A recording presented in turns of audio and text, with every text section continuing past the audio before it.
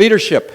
I've just had the pleasure and honor of joining a whole bunch of classmates for a wonderful journey that I've been on, completing a master's. We had a million different kinds of people involved in it from all walks of life that taught me an awful lot, including a few professors along the way that tried to knock my sense into me, which was tough at times, I can tell you that.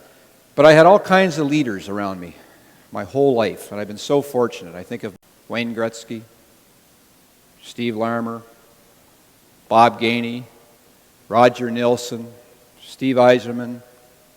The list just keeps going on and on. Ron Francis, Mark Messier. I've been blessed to play with all of these absolutely incredible leaders, coaches.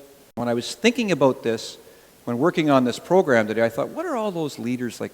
What do they all have in common? And there were a couple of things that came to mind. The first one was they want to make a difference. They want to do something to make a difference, whatever they did, whether it was off the ice, on the ice. The second thing was they made everybody around them better. So for all of you out here, isn't that what leadership is all about? So anyway, here's Sutter now, going to play in that game. There's a guy on the other team in the opposition by the name of Willie Platt. Willie Platt was a tough guy, a real tough guy.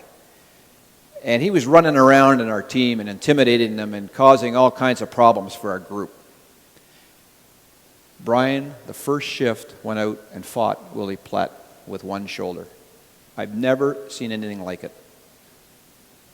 He won the fight barely with one arm, grabbed, hung on, did whatever he had to do, and then beelined it for the locker room. That was the end of him until later in the playoffs.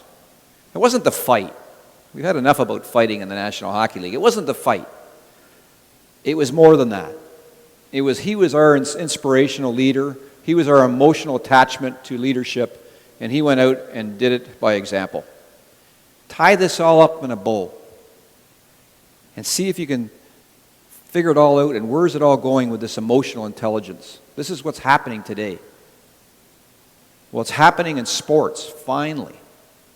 Finally, it's happening in sports, where coaches are starting to get players engaged and involved emotionally in the decisions of what's going on with the team. Just like in business, it's starting to happen, more so in major companies, but it's filtering down, where all of a sudden, emotionally, employees are starting to get engaged and be right involved in the decision-making process, and the big guys know all about the little guy through the whole process. I needed to send him a message, but I had to send it on his terms, because that's the way they work today. You don't want to send it on your terms. You want to make them feel like it's their idea. And that is empowerment, and that really is the authentic leader.